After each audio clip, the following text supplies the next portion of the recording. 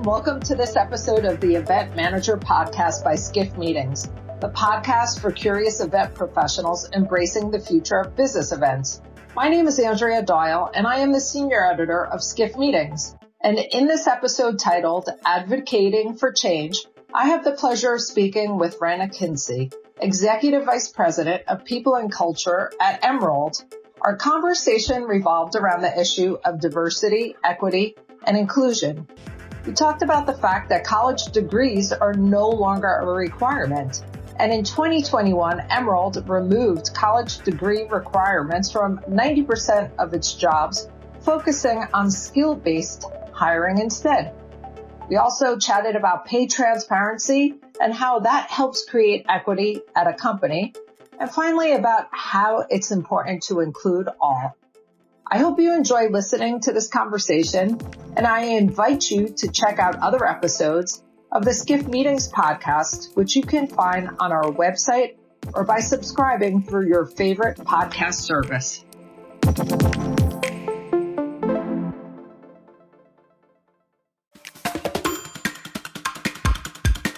Okay, Ren, thank you so much for joining us. Would you like to introduce yourself, please? Sure. Thank you for having me. I am Ren Akinci. I'm the Executive Vice President of People and Culture at Emerald. Emerald is a marketing and events company. We have over 700 employees in a global base. We have over 140 events and 16 media properties, as well as B2B, e-commerce, and digital merchandise solutions for our customers. Okay, great. And how did you get involved in the meetings and events industry? I got involved when I was 10, actually, way before I had a career in industry or in general. My parents owned dollar stores in Connecticut, and growing up, going to trade shows was part of the business. And it was exciting for me as probably going to an amusement park. The possibilities in those trade shows always seemed endless, and it was super fun seeing all the merchandise, being a kid, seeing all the gift merchandise was super exciting for me. That was obviously many decades ago. Interestingly enough, I was at one of our shows, ASD Market, which takes place in Vegas. It's one of our bigger shows. And I was carpooling with a woman who remembered my entire family. She remembered my uncle's name, and we got started talking about some of the business that she had done with them. So it was a really full circle moment, because it reminded me of what the trade show industry is all about, which is building relationships for small businesses and being very hands-on. So hearing her remember my uncle 20 years later was a very full circle moment, and something that I'm really proud of, because I think, Emerald has 80% of our customer base are small businesses, and we have that same approach with all of them, very hands-on, even way after the transaction is done. Building that relationship and sustaining that relationship is very important to us. So that is the full circle. Your parents own these dollar stores, and those obviously are small businesses. Exactly. Yeah. And, now I work for a trade show industry and happen to be in a car with someone who worked with my parents when I was 10. Okay. And how exactly did you become Executive Vice President, People and Culture Officer? Because that's a very distinct position within a trade show company. So Emerald calls our HR function People and Culture. Prior to Emerald, I worked for an advertising holding company. And before then, I was in news media. When people ask me what did I want to be when I grow up, my answer was always the same. And it was not HR, because I didn't even know HR existed. It was always to be a lawyer. For me, advocating for people was very important. And I thought, if I could advocate for someone, I would be fulfilled in my life. My trajectory on that changed a little bit after the financial crisis. My parents could not afford to send me to law school, so I knew that I had to do something else. And I landed in a position that helped me have exposure to HR. I was in a store manager for a retail position. And I realized, I could advocate for people and do great things for people without being a lawyer. So that was how I got into the HR industry. And I love it. And I think it's a really good career path for people who love advocating and doing what's fair by people. Okay. Why are you so determined to support the empowerment of talent? Personally, it's because in the beginning of my career, I had bosses who were not good advocates for me. And, whether that was for pay or advancement, they were very self-centered in their approach to their own career development and growth and did not really care about their teams. And, when you become in a leadership position, what shapes you is either the great bosses you had or the bosses who weren't so great. So you kind of basically take a little bit of both. Who do I not want to be and who do I want to be as a leader? Luckily for me, my experience with different type of bosses changed. Later on in my career, I had some amazing bosses and great advocates, which I still have right now in my life, great mentors. So I learned from them what to do while learning from some bosses what not to do. And part of that was being a good advocate for my team, and then obviously for the employee population as it relates to advancement and pay. If you love what you do, you do it because it gives you a sense of purpose and a sense of belonging. You feel like you're making a difference and you're making progress in something, and that's where the job satisfaction comes from at the end of the day.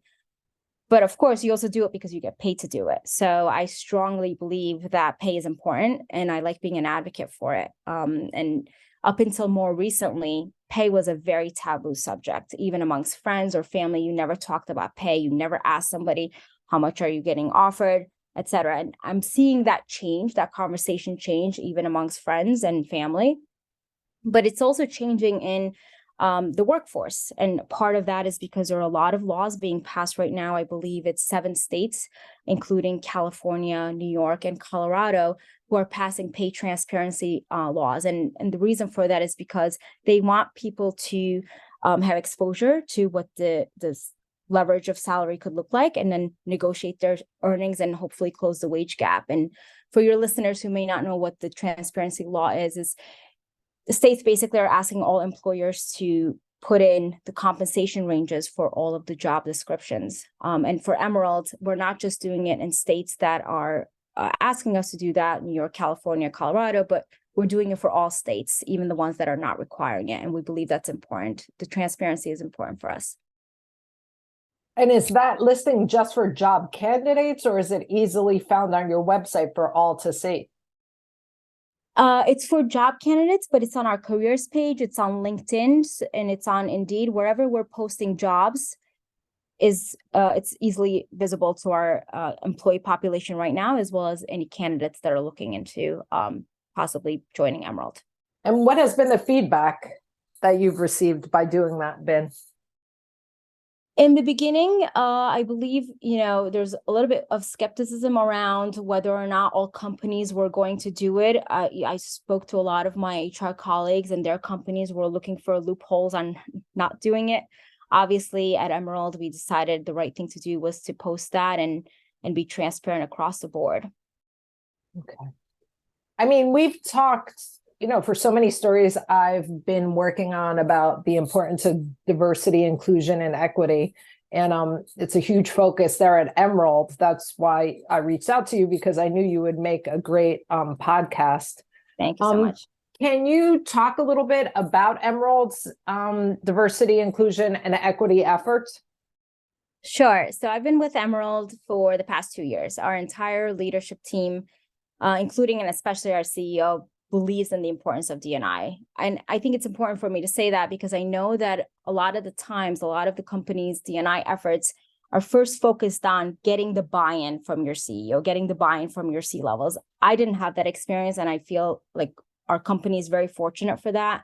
When I wanted to make our benefits more affordable while enhancing them, I didn't have to convince my CFO. He was already bought in. In fact, I learned how to effectively do that from him early on in my career when him and I overlapped at another company. When you don't have to get that buy-in, you could start putting all of your efforts into actually making progress. And that was the case for us at Emerald. So in 2021, we started with removing college degree requirements from 90% of our jobs. That was personally important to me because, as I shared with you earlier before, I felt like I didn't reach my full potential by not being able to go to law school. So for me, the degree thing was always a barrier between somebody's potential and their goals and where they were in the current state. So removing that was really important to me. And our CEO, Hervé Secchi, was incredibly supportive of that. After that, we decided to focus on skill-based hiring instead. And what could that look like for us? And that resulted in us changing our job descriptions, training our employees on how to look for skills instead of just looking at the paper and eliminating or disqualifying somebody based on their credentials, their academic credentials. This year, we started a rotational associate program, which allows talent exposure to different parts of the business. We are requiring unconscious bias training for all of our hiring managers.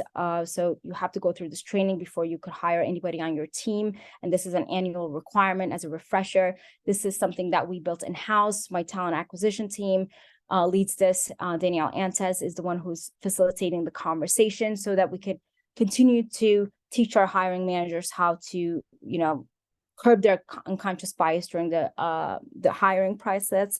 And then we added a designated budget for immigration sponsorship and visas that lives with the people and culture team. We also added transgender benefits and enhanced all of our existing women's reproductive health benefits so that we could have a more inclusive benefit design as well. Most importantly, we started utilizing data, the data that comes in from ADP, our HR systems.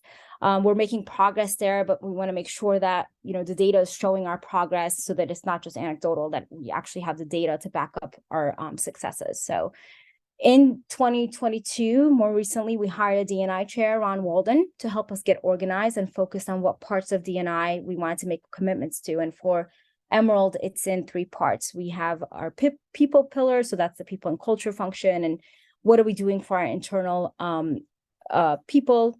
And then we have the community pillar. This means how do we serve the communities in which we do business in?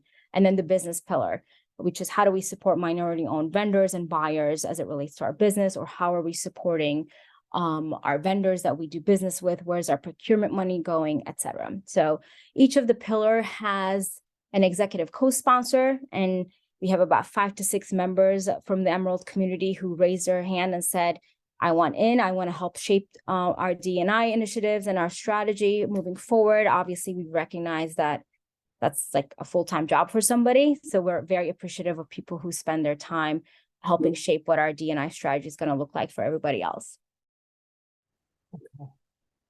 You touched upon how Emerald has eliminated the need for college degrees.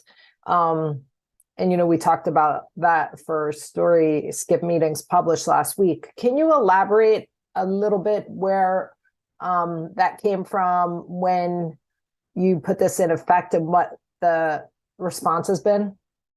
Sure. So I think in general, we all need to rethink the way we hire. You, Andrea, reported on the labor market shortage last week, and I want to give some context around that. There are about 11 million job openings right now and only 6 million unemployed workers. So that's a gap of 5 million in the US. The hiring is still strong. US added about 500,000 jobs in January. Unemployment still remains at a 50-year low. So we are in a labor shortage. And if we are only looking at people who have 4-year degrees, we're missing out on a whole market of talented, passionate, hardworking people who don't have the opportunities because of that one barrier, and that barrier being that they did not get a 4-year college degree. According to McKinsey research, hiring for skills is actually 5 times more predictive of a job performance than hiring for education.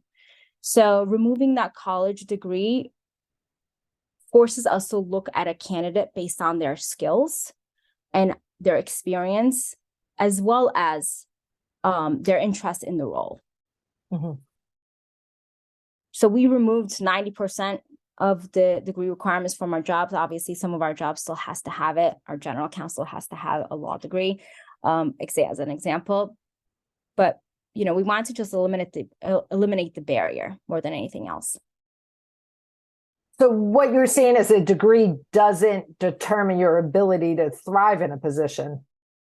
Correct. And also, not everyone can afford to go to college, and maybe or they just don't want to be burdened with student debt. And there are also a lot of people outside of the cost factor who are just better learners in a non-traditional environment. So exactly what you said, your ability to thrive in a position, it should not be determined on whether or not you got a college degree.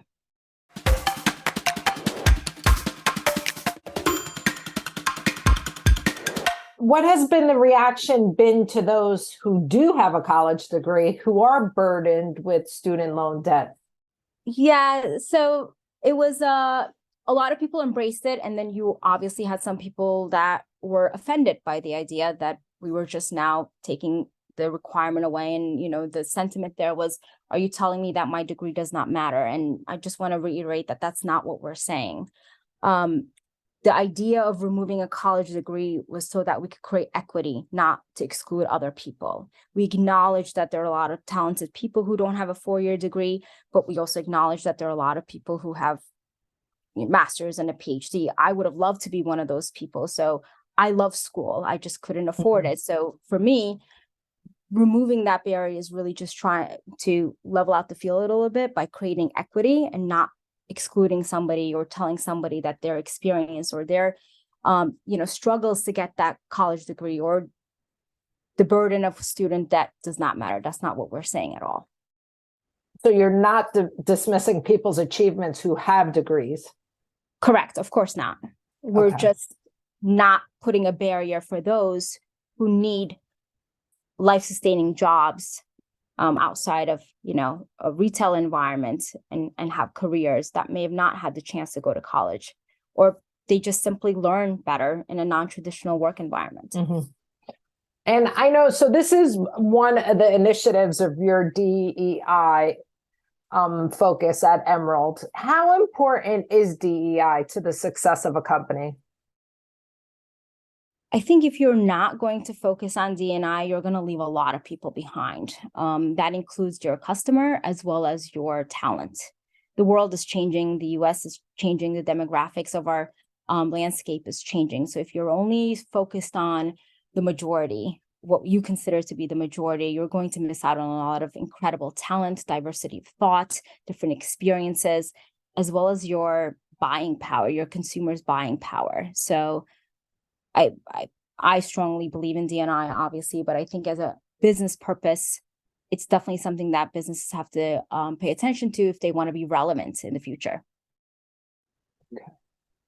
And some companies say they have DEI, but then they don't really do anything about it. Isn't that worse? Like just saying you have such an organization, but then not having anything into place? I read somewhere that that's worse than not having anything at all. I agree with that. I think what happens is a lot of the times there's good intention, but there are hurdles. So people tend to start with the D&I mission and the communication part of it before doing the work. And we were actually very intentional about not doing that. I wanted to start doing the work first before we had a mission and a goal and a communications plan around how we were going to communicate some of the things we were doing.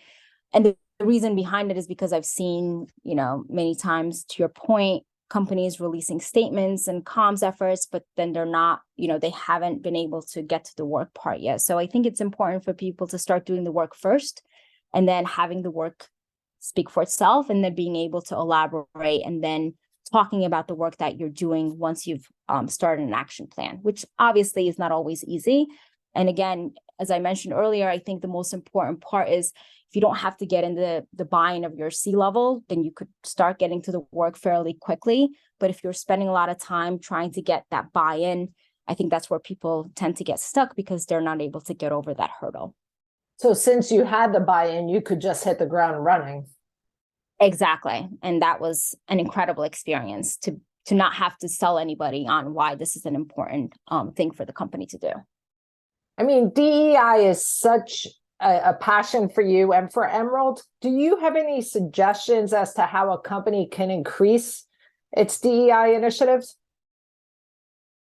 Yeah, I think every company should start with why it's important to your business and to your people first, and what you'd like to achieve in 1, 3, 5 years. I think that's really important to get down on a piece of paper, because otherwise you're going to, because there's so much to do. And, we've done a lot of things, but we have so much more work to do on this area. So it could get overwhelming really quickly if you don't get organized about what it is that you want to achieve and kind of have a mission on what areas that you wanted to tackle. For us, we did the college degree removal, and then we partnered with an organization called 110 because there was an alignment there on our values. So I think it's really important to be intentional about the goals and why those goals are important to you, because that's the only way you're going to be able to start working on them. Utilizing data as much as possible. And this doesn't have to be like sophisticated data. It's the data in your HR system, or if you're still using Excel spreadsheets on your Excel spreadsheet, that will show you where you are currently. And that is looking at the current demographic, who's in my female, who's in my leadership, senior leadership, what is the demographic of the female or non-gender identifying or male, what does that breakdown look like? Same with race. And then looking at where is the turnover? Is there a correlation between people who are underrepresented and turnover, and what are we doing there? So looking at the data as it relates to your company is a great start, because then you can kind of identify where you're falling short and where there's some trends. Looking at your current vendor spend and working with your procurement team on identifying opportunities where you can invest in minority-owned business is a great way to put your money where your commitment is. We have a procurement team who's dedicated to that and who's very intentional about that process. As HR as a client during your RFP process, ask your vendors what their D&I mission and goal is. So holding your own vendors accountable, making sure you're spending money where people have a D&I process and a mission and a goal to support your own internal goals as well. So those are some important things that you could look at. But whatever the goal is, you just have to be intentional about it. And the reason for that is because making change requires a lot of effort. And if I'm being honest, thick skin, because not everyone is going to trust your intentions or be happy about the work that you're doing. Some people are going to feel like it's not enough, and they're right, but only you know how much work it takes to get from point A to point B, and that you have to start somewhere. And I think if you don't have an intentional approach that is aligned with the values of your company, supported by your executives, then skepticism will easily derail you. And, I think that's what you're referring to when you say that it doesn't launch as fast or they're not making progress. And I think it's because the intention was not as focused, or they didn't have the right support, so they couldn't get off the ground as quickly as they wanted to. And I guess that's why it's important to have a timetable, like you said, 1, 3, 5 years, because change does require such effort. Absolutely. So, okay. And, if you only have one goal or two goals that you're focusing on, a lot of the times people have a list of goals because it just seems like, you could just check them off really quickly. It takes a lot of effort and a lot of time. And, unless you have a dedicated D&I team, which we don't, then it's somebody else, a community of people like our D&I council's second job. So in order to move the needle, you need to be very focused and intentional, and maybe work on like 1 or 2 things per pillar. Like for us, our people pillar has 2 or 3 goals. Our community pillar has 1 or 2 goals. So we're being very intentional about what we're putting our energy in, because recognizing that to move the needle, it's going to take a lot of time and effort. So we don't want to overwhelm ourselves by just having like a long list of things to do. Okay. But you do have a diversity officer, you mentioned, right? Ron Walden? He leads our D&I chair. So it's part of his job, but it's not his full-time job, no. Okay. And then, like you explained, you have other people who also have the dual roles. Absolutely. So we have, on our people pillar, we have 5 or 6 people who are, different levels of the organization, different job functions, who said, I want to be part of this. Your mission is what I want to help support. So I'm going to sign in on this. And we meet weekly. We do our town hall. We do monthly town halls at our company. We give updates on a monthly basis. So it is a lot of effort on that sense. I mean, it's obviously great work, but I think, unless you have that support system around you, it's going to be harder to launch off the ground. And it sounds like it's important to have like-minded people. It's important to have people who are passionate about. Passionate, that's what I mean. Yeah, the work. Absolutely. Okay. Because you don't want like-minded, you want a diversity of thought. Absolutely. But you just want people who believe that this work is important. Okay. You had understand. Mm-hmm. You had mentioned the importance of data. Are there sources where you go to get data that help you with your DEI initiative? I'm sorry, I couldn't hear you. You had mentioned data. Can you tell us about some resources you use for data? Oh, absolutely. We use our HR system. We use ADP, so we use our HR system to pull the data that is internal. Other resources for DE&I that are more about the business cases and more of the statistics. I use McKinsey. They publish a lot of amazing case studies. Harvard Business Review has a lot of articles that I find very informative. But my favorite is a website called Better Allies. I actually ask everyone on my team to subscribe to this because they send you 5 actionable items each week on how to be a better ally in the workplace. And there are, 5 little nuggets that you could start acting on fairly quickly. And we can link those in the podcast for your listeners if they're interested. But those are my 3 go-to resources. Okay, great. What do you feel the future holds for the industry? I think, as it relates to DE&I, I think, and maybe this is just wishful thinking for me, but I think we're going to see a lot of progress in the next 5 years. I'm seeing a lot of more data being published on DE&I as it relates to our industry. I know you're writing a lot of articles on this, even this podcast, and I read some of the feedback from your articles, and people are very receptive and positive. And I think people want to learn on how to get into making a difference and making progress in DE&I. So I'm feeling very hopeful about it. Okay. In our podcast, we always ask our guests, how do you explain to friends and family what you do? So my mom asked me once, "Is all you do talk and travel for work?" She's like, "And how do I get a job?" Oh. The best way to explain what I do is I try to be the middle ground between commercial and people, right? Like making sure that we are fair to our business and fair to our people. It's a very delicate balance, but it's one that, when done correctly, is what makes any company thrive and what makes any of the talent happy. So for me, it's an advocate and being right in the middle ground and making sure that there's a balance between our business and our talents and that we're being fair to both. So that's like throughout our conversation, I would say, to me, it seems your biggest passion is being an advocate. Yes, it actually is what gives me job satisfaction. Mm-hmm. Would you ever consider going back to law school? You mentioned that a few times. If anyone on this podcast wants to pay for it, yes. All right. You heard it here first. Absolutely. I feel like I'm a lifetime learner. That's why I love reading articles and talking to people and listening to podcasts, reading books. I just love learning, whether that's in a classroom environment or outside of the classroom. But I do love going to school, like the actual act of going to school, sitting in the classroom, opening a book. I love it. So yeah, I would love to still go to law school for employment law, obviously, because I love HR. Right. So it would be in the same field, what you're doing now. Absolutely. Yeah. Finally, we always ask our guests, who should we have on the next podcast? I think I mentioned our partnership with 110, and I would love for our industry to know more about what 110 is as an organization and hopefully partner with them.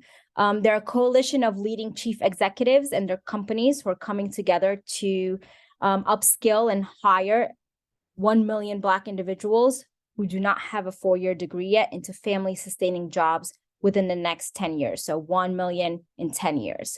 And I think it's a really good initiative. And I think they're doing some great work, and they are very good at teaching HR teams and operation teams and whoever's involved in it how to actually hire for skill versus a 4-year degree, or how to invest in your talent acquisition team so that they're learning on how to do this, et cetera. So the work that they're doing is really impressive. They have some amazing clients like Delta, Cisco, and Walmart. And I do believe that there's an opportunity for the events industry to be a part of it. And, if you are able to get the team behind it on the podcast to give a little bit more information, I think that'll be really impactful. Okay, I will definitely reach out.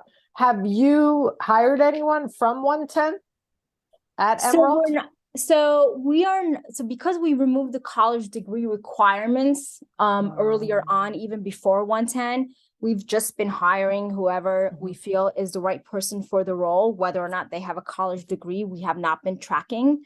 It's not, as part of the, we do background checks. We no longer check for employment verification, et cetera. So I'm sure we have been hiring people that are coming through 110, but we're not tracking it separately. 110 for us has been really valuable in teaching us how to better assess candidates based on their skills versus just a 4-year degree as a first requirement. So they've been really helpful, and there's a big community of thought leadership there that you learn from, and a lot of great case studies that they share with you. So they've been really helpful in helping us navigate so that we're actually hiring in a more impactful way. I'm definitely going to reach out to them. And can you also tell me the name of the newsletter that you mentioned where you get actionable items about diversity and inclusion? Better Allies. Okay. And they give you advice on how to become a more inclusive organization? They give you 5 actionable steps on how to become a better ally in the workplace. So you sign up for their subscription, like a weekly newsletter. They only email you once a week on Fridays, and it's 5 actionable steps. And sometimes they're linked to some more research and more detail, but it's really great because it really helps you have like an aha moment, or like gives you like an actionable item that you could use on Monday when you're back in the workplace. I'm going to subscribe today. Is there anything else you would like to share with our listeners that I didn't ask? I think if you have a listener who's trying to get the DE&I progress off the ground, or just need more information, I'm always happy to speak to them and be a thought partner and bounce some ideas off. Same with Ron, same with my talent acquisition team, who's doing a lot of impactful hiring with the unconscious bias training, et cetera. So any help that any of your listeners need, or more information that they need, please feel free to reach out to me. I'm happy to talk about this. Oh, that's great. Well, always a pleasure to speak with you. I really appreciate your time. Thank you, Andrea. Thanks for being so supportive of the industry and our DE&I efforts. Oh, of course. Thank you. Thanks.